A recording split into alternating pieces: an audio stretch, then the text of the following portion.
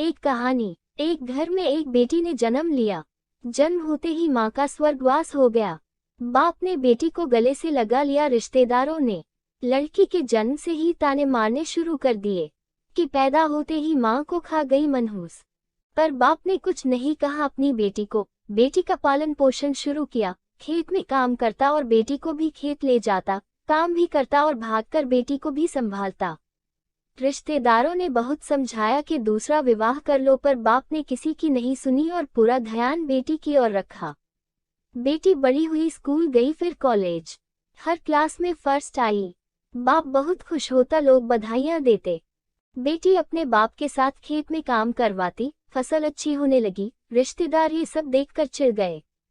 जो उसको मनहूस कहते थे वो सब चिढ़ने लग गए। लड़की एक दिन अच्छा पढ़ लिख कर पुलिस में एसपी बन गई। एक दिन किसी मंत्री ने उसको सम्मानित करने का फैसला लिया और समागम का बंदोबस्त करने के आदेश दिए। समागम उनके ही गांव में रखा गया।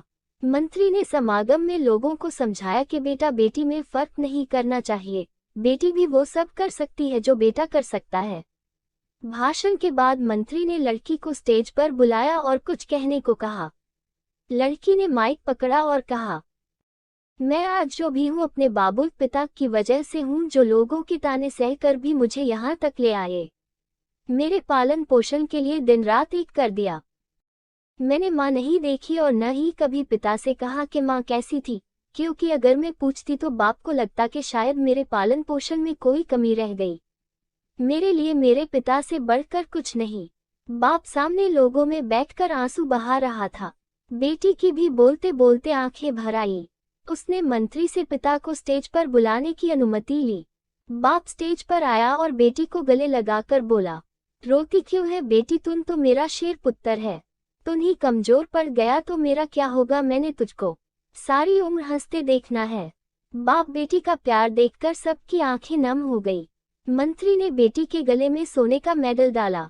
लड़की ने मेडल उतार कर बाप के गले में डाल दिया।